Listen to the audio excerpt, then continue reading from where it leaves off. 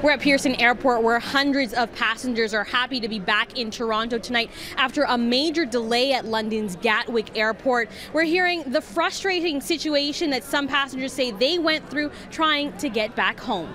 I'm so glad to finally get here.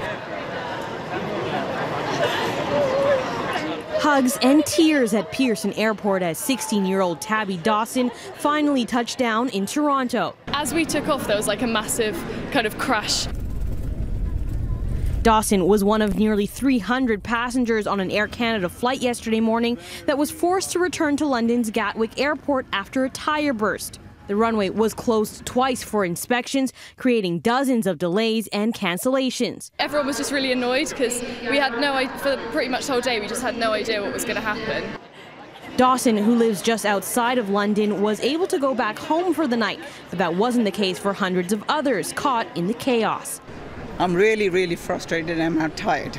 Some passengers reported waiting hours in the airport lounge, sent to customer service desks that weren't staffed. Gerbuck Stayhall says their group was eventually sent to Heathrow Airport, nearly 70 kilometers away, and it would be hours before they could finally get overnight accommodation. They dropped us off at the Hilton Hotel. We waited there an hour, and then they said, we don't have any bookings for you guys. Then we had to walk to the Premier, it took us 10-15 minutes to walk with our luggage. In a statement from Air Canada, a spokesperson says due to the high number of flights cancelled yesterday at Gatwick, there were thousands of travelers at the airport during the day also looking for hotel rooms, and we're sorry if some passengers arrived at hotels that were already full. We informed them to keep all receipts so that we can refund them of any expenses. But an airline passenger advocate says what many don't know is under European regulations, these passengers are entitled to even more from Air Canada.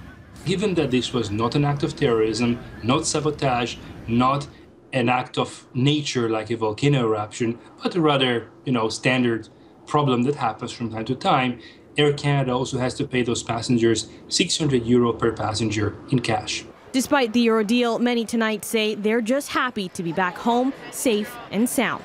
I'm glad that I'm alive. It could have been worse. Well, I'll give full credit to the pilot. He did an excellent job. Now, one passenger I spoke with says they just received a document from Air Canada as they arrived here at Pearson that outlined details about how they could move forward with compensation. At Pearson, Janella Massa, City News.